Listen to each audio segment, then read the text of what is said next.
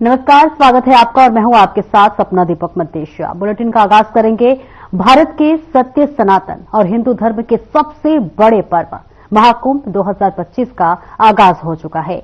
संगम नगरी में देश विदेश के ख्याति प्राप्त संतों और भारत के प्रसिद्ध सनातनी परंपरा के अखाड़ों का जमावड़ा लग चुका है।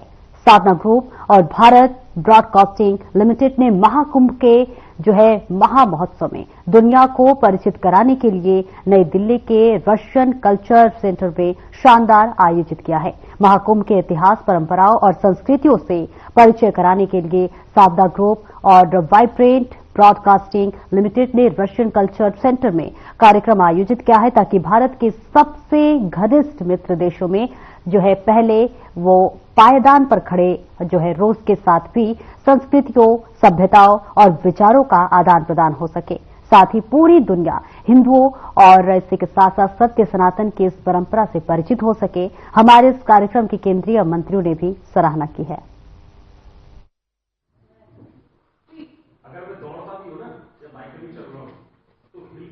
Saints, the religious gurus also, Acharya Shailesh Tiwari ji, sir आपका गुरु जी बहुत बहुत स्वागत है। मैं चाहूंगा एक बार तालियों से गुरु जी का सम्मान करें। और साध्वी जी हमारे साथ मौजूद हैं। प्रज्ञा जी, आपने इनको टेलीविजन पे देखा है, बहुत प्रख्यात रूप से ये हिंदू धर्म के बारे में और आज के धर्म के बारे में अपने आप को प्रस्तुत करती है, धर्म को प्रस्तुत करती है। आपका स्वागत है। हमारे साथ डॉक्टर एन के शर्मा जी हैं, पूर्व आईवे के प्रेसिडेंट हैं, वो हमारे साथ मौजूद हैं। आपका बहुत बहुत स्वागत है। अवनी जोशी हमारे साथ आई हुई है मुंबई से, खासतौर से सिंगर है और आपके लिए जो स्पिरिचुअल गाने और रिलीजियस गाने इन्होंने गाए उसको ही आपके समक्ष रखेगी। तमाम और भी गेस्ट हैं और हमारे साथ धर्मगुरु डॉक्टर अश्विनी सहगल जी हैं। सर आपको टेलीविजन में हम लोग देखते रहते हैं और आज हमें सम्मान मिला कि आप यहाँ पे हैं। पारा सत्रिया जी हैं, रियल एस्टेट डेवलपर है, खासतौर से एनसीआर में इनके कई सारे प्रोजेक्ट्स हैं और इंटेलेक्चुअल के तौर पर यहाँ मौजूद हैं। Sir, there are few dignitaries over here from your Russian embassy. If you want, you please introduce them over here to our guests, because this whole program is being telecasted lively on Sadhana, the group channels of Sadhana, as well on TV Asia, special cast, the North American channel. So please, if you could brief about the Russian people over here who have come over here, please, if you just introduce them. Shankaram के बाद ही हम अपना कार्यक्रम शुरू करते हैं। यहाँ थोड़ा सा हमारे को दीप प्रज्वलन का सौभाग्य नहीं प्राप्त हो पाए, लेकिन आपके शंकराम से हम ये कह सकते हैं कि आज का हमारा कार्यक्रम इसकी एक भव्य शुरुआत, क्योंकि महाकुंभ है ये, तो आपकी ये शुरुआत हो। आचार्य शैलेश तिवारी जी।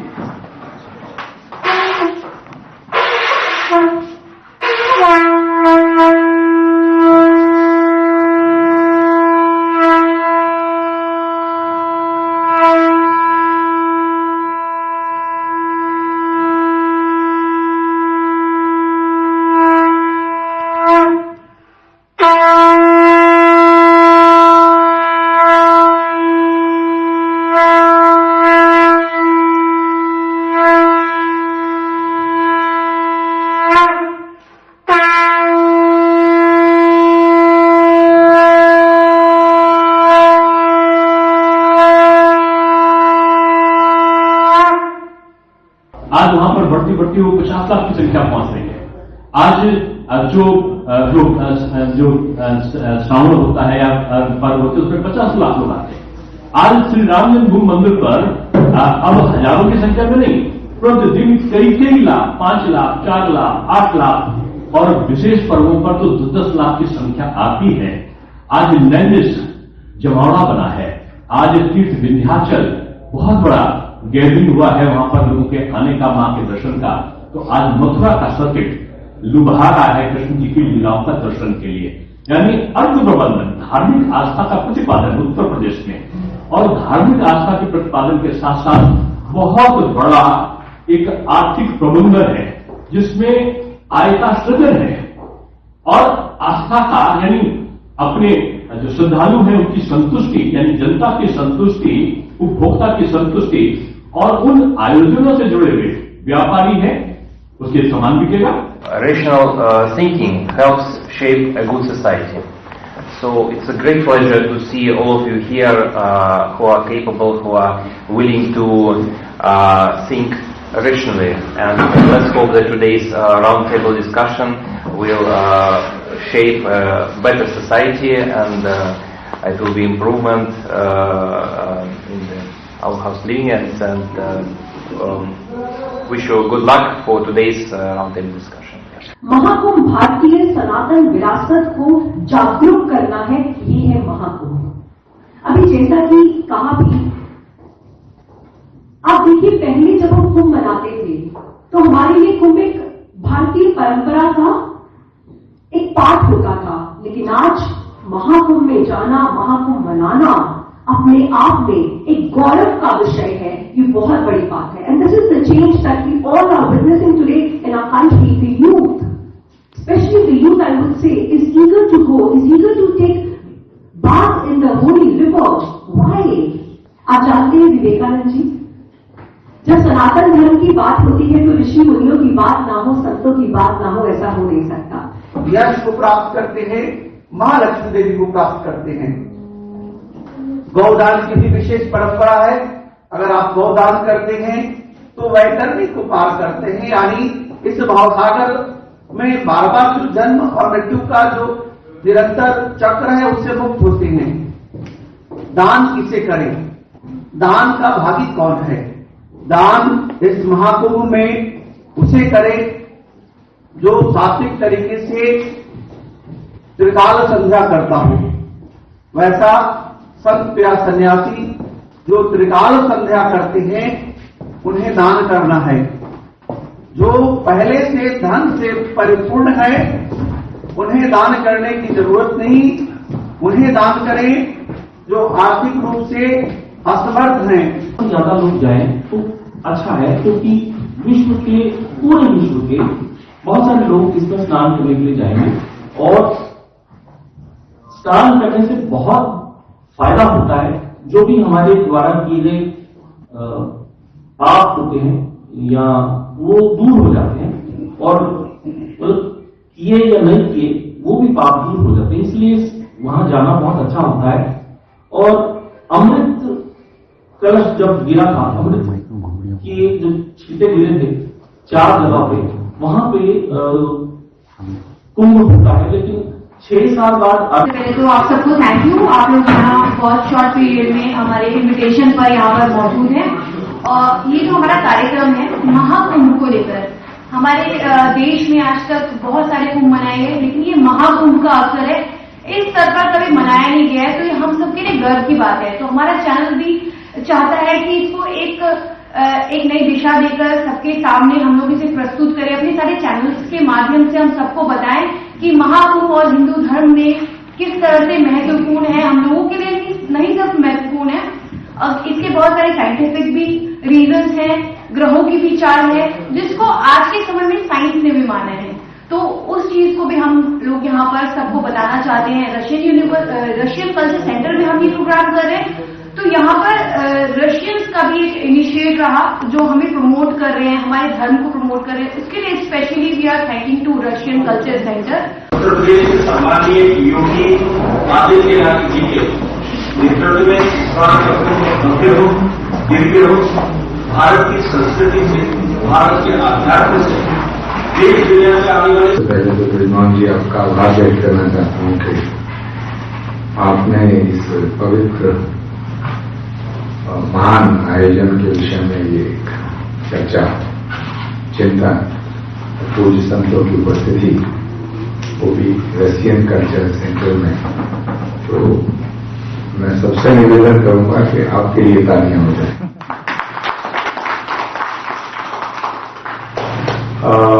मुझे लगता है कि सभी लोगों ने अपनी अपनी बात रखी होगी, और जहां तक मैं समझता हूं कि कुंभ कोई सिर्फ मेले का नाम नहीं है।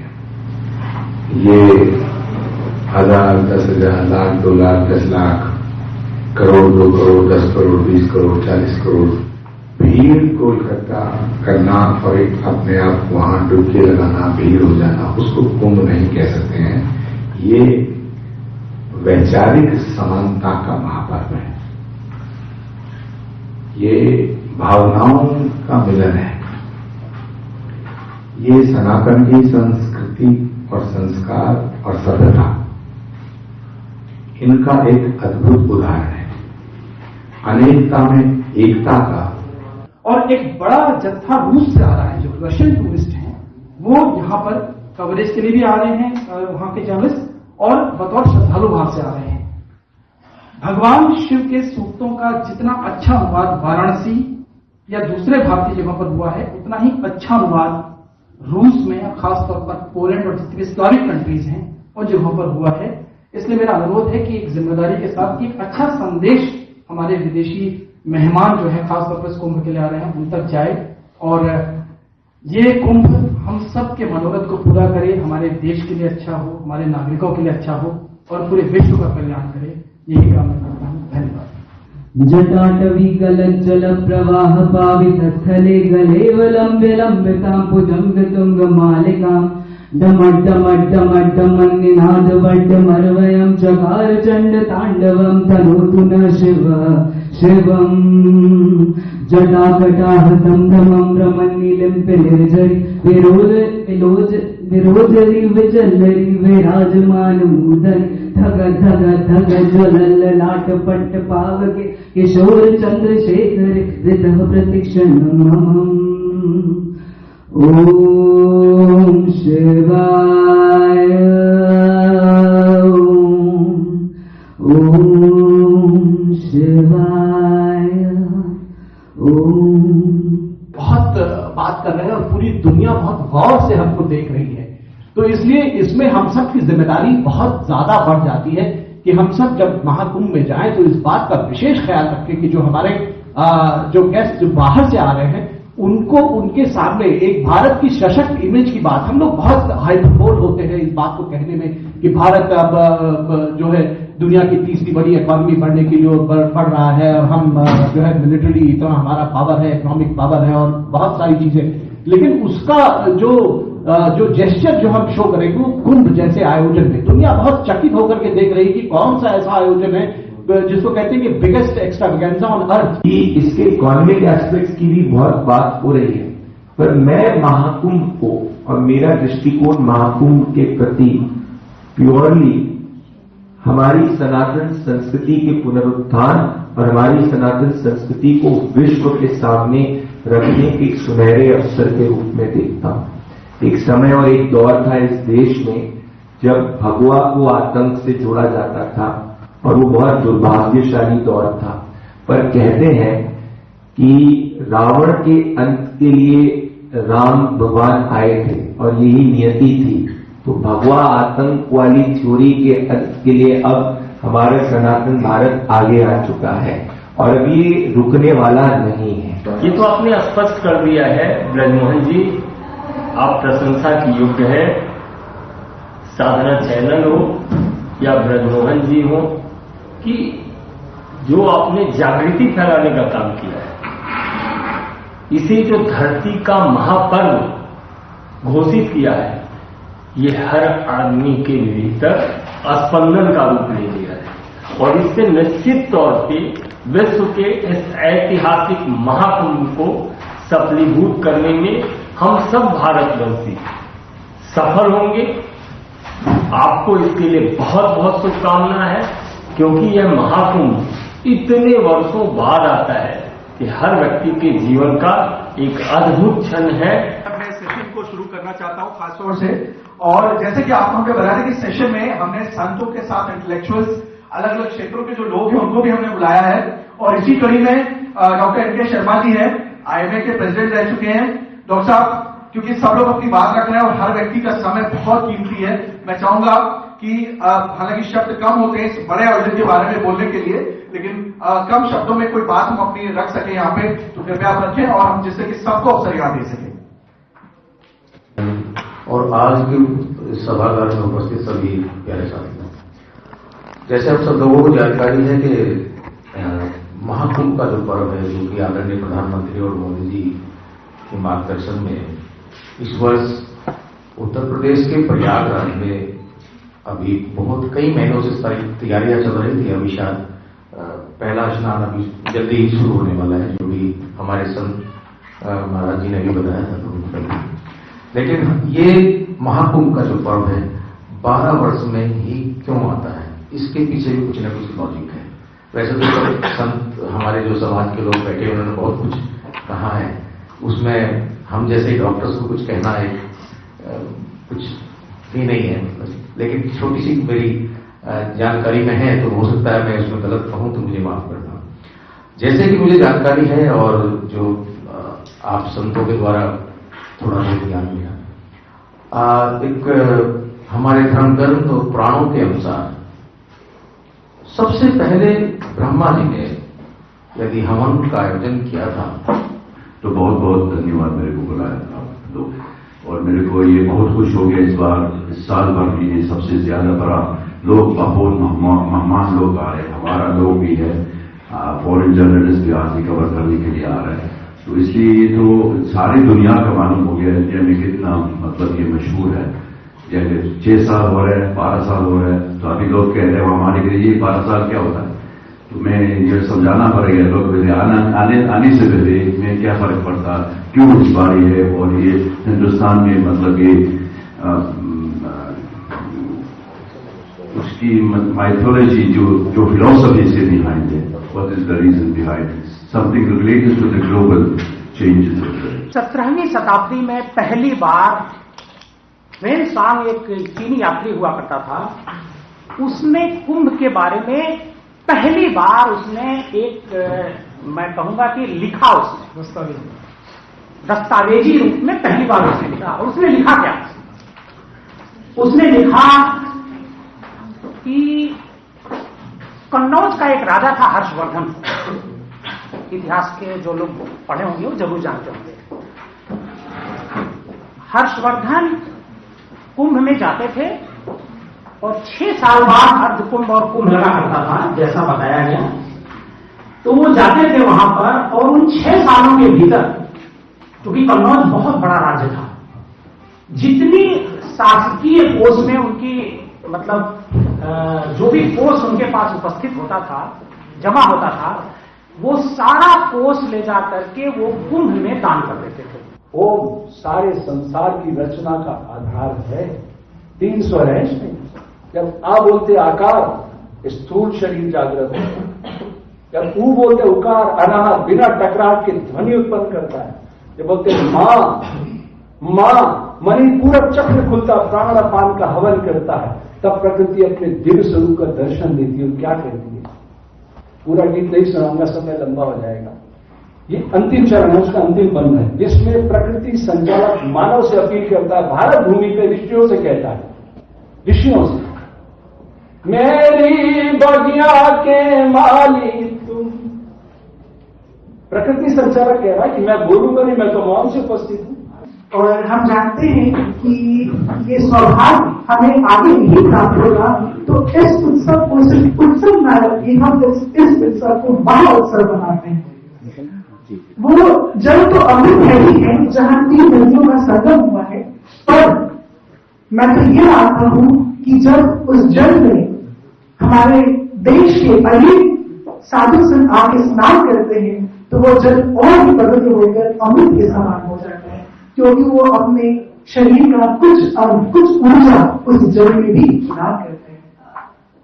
तो हम साक्षी हैं इस उत्सव के, जिस तरीके से उन्होंने कहा कि हम अपने साथ अगर 5 लोगों को लेके जाते हैं, तो शायद हम बहुत बड़ा योगदान देते हैं किसी शुभ कार्य की ओर। एक और बात कहना चाहूंगा कि उस पवित्र धरा को हम गंदा ना करें। वहां पे अनेक संतों का समागम होगा, अनेक लोग आएंगे, और जहां पे लोग आते हैं थोड़ी सी गंदगी होती है, तो हम इसमें थोड़ा सा भी संकुचित ना हो। अगर हमें कुछ भी इधर उधर फेंका मिले तो उसे उठा करके उस पर्याप्त स्थान पर जरूर डालें। तो वो यहाँ पे इस कार्यक्रम में आए। अच्छा, आप मॉस्को में रहे, हम रशियन कल्चर सेंटर में प्रोग्राम कर रहे हैं, और रशियन एम्बेसी ने खास तौर से हमें यह अवसर दिया और हमारी उनसे बातचीत, क्योंकि ये माना जाता है कि जो पुतिन है वो प्रो भारत उनको माना जाता है, और उन्होंने इससे पहले जब उनके गुरु यहाँ पे आए अलेक्जेंडर डुगिन, तो भी उन्होंने बहुत सारे धर्म की, अध्यात्म की, कल्चर की बात की। आप मॉस्को में आ रहे हैं, क्या कहना चाहेंगे आप कि उनको धर्म और आस्था उनकी भारत के प्रति कैसी, उसके बारे में हमारे जो यहाँ विशिष्ट अतिथिगण हैं उनको प्लीज कृपया बताएं। सभी को मेरा नमस्कार। मैं मॉस्को में रहा, उनकी भी बहुत ज्यादा जो अटैचमेंट है स्पिरिचुअलिटी को लेकर बहुत डीप है हमारी तरीके की, और मैं एक कोलैबोरेशन में भी कुमाऊं रीजन में आए थे और बहुत जगह पे उन्होंने मेडिटेशन किया था, जैसे कसार देवी वहां पे मेडिटेशन किया था। तो हम एक कोलैबोरेशन कर रहे हैं रूटिंग यूनिवर्सिटी के साथ, सोमन सिंह जीना यूनिवर्सिटी का, जहां की एक विवेकानंदा सेंटर हम खोल रहे हैं, तो उसके थ्रू हम स्पिरिचुअल कोलैबोरेशन कर रहे हैं। मैं चाहूंगा कि हमारे साथ तमाम दर्शक और भी मौजूद हैं यहाँ पे जो बैठे हुए हैं। सबसे पहले मैं चाहूंगा टीवी एशिया की जो हमारी प्रतिनिधि है रुचि नेहरा, क्योंकि आपने इस आयोजन के बीच में आपने रखा, मैं चाहूंगा 2 शब्द आप ही बोले, फिर मैं अपने गेस्टों के बीच में जाऊंगा। माइक वहां पे होगा, मैं चाहता हूं कि वो माइक को कृपया दिया जाए। और आप भी क्योंकि महाकुंभ का आयोजन कर रहे हैं, आपने तमाम इस पूरे उसमें समागम में आप रही यहाँ पे, क्या 2 शब्द आप कहना चाहें तो कृपया ब्रीफ में कहें आप। हाँ, उसको ऑन करें। Thank you everyone. I'm Ruchi from TV Asia and Sadhana Group, and I want to welcome you all. Some of our guests are on very short notice, and I'm really keen to hear you all. It's such an insight and very amazing information. Thank you. धन्यवाद। आपने महाकुंभ के बारे में, उसको हम कह सकते हैं कि उसके जन्म से लेकर के वर्तमान परिस्थिति में जिस प्रकार से आपने उसका उल्लेख किया, हम सब आपका बहुत बहुत धन्यवाद देता हूं। मैं चाहता हूं सब लोग एक तालियों के साथ हम सबको धन्यवाद दे दें, बिकॉज इतना अच्छा the way I would just like to tell my the colleagues over here from the Russian embassy, so you can just understand the way he has explained. I hope you would have understood some in Hindi also, because as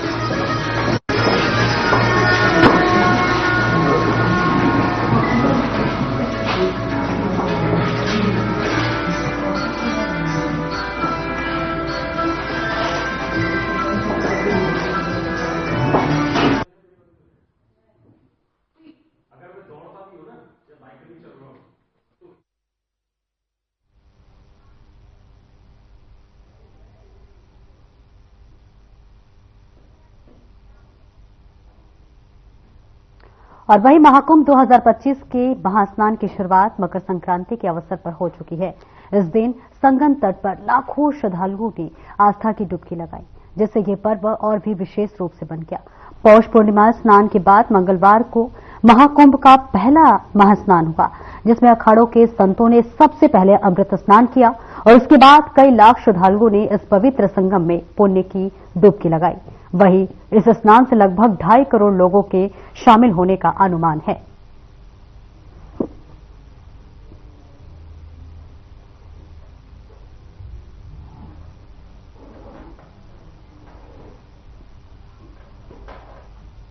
और वही महाकुंभ का पहला शाही स्नान आज मकर संक्रांति पर हो रहा है।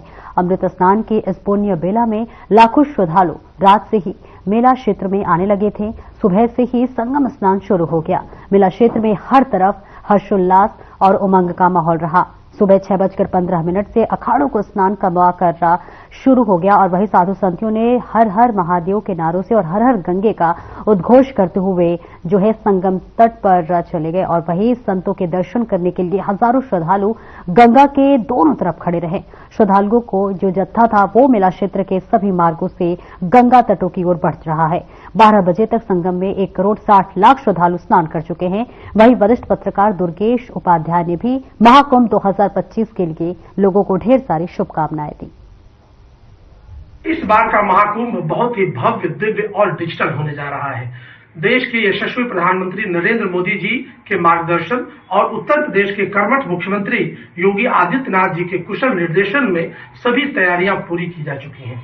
लगभग 4000 हेक्टेयर के विशालतम क्षेत्र में एक पूरा का पूरा नगर बस के तैयार हो चुका है और वहां पर तरह तरह की छटाएं देखने को मिल रही है। देश के जितने भी बड़े अखाड़ों के संत महात्मा, साधु, धर्मात्मा और श्रद्धालु वहां पर पहुंचने शुरू हो चुके हैं। और मुझे बताने में बड़ी प्रसन्नता हो रही है कि मानव इतिहास के सबसे बड़े इस सांस्कृतिक महोत्सव में जो भी यथासंभव शासन और प्रशासन की तैयारी हो सकती है वो उत्तर प्रदेश के मुख्यमंत्री योगी आदित्यनाथ जी के कुशल निर्देशन में वहां पर अपनी पूरी तरह से मुस्तैदी के साथ वो जमीनी धरातल पर उतर चुकी है। पूरी तैयारियां जोरों पर हैं और अब 13 जनवरी से लेकर के और 26 फरवरी तक पूरे 45 दिन मानव संस्कृति के इस समागम में बड़े बड़े धर्मात्मा श्रद्धालुओं का एक समागम होगा। वहां पर जितने भी बड़े पर्व हैं उन पर करोड़ों लोग डुबकी लगाएंगे और वहां पर न केवल भारतवर्ष बल्कि पूरी दुनिया के जाने माने विद्वान और धर्मात्मा श्रद्धालु बड़े बड़े संत और ऐसे ऐसे रहस्यमयी लोग जो कि आमतौर पर दिखाई नहीं देते, उनको सुना नहीं जा सकता, ऐसे लोगों के दर्शन वहां पर संभव होंगे। बहुत इससे बड़ा जो है प्रसन्नता की बात नहीं हो सकती कि आज देश की सरकार और उत्तर प्रदेश की सरकार पूरी तरह से इस इतने बड़े सांस्कृतिक महोत्सव की तैयारियों में जो है कंधे से कंधा लगा करके सब लोग काम कर चुके हैं और धन्यवाद देना होगा, साधुवाद देना होगा उत्तर प्रदेश के मुख्यमंत्री योगी आदित्यनाथ जी को, जिन्होंने दिन रात जो है इसमें मेहनत करके और उनके साथ उन प्रशासनिक अधिकारियों की पूरी टीम जो लग करके जिन्होंने इस इतने बड़े आयोजन को जमीन पर उतारने का काम किया है। धन्यवाद। फिलहाल इस बुलेटिन में इतना ही। नमस्कार।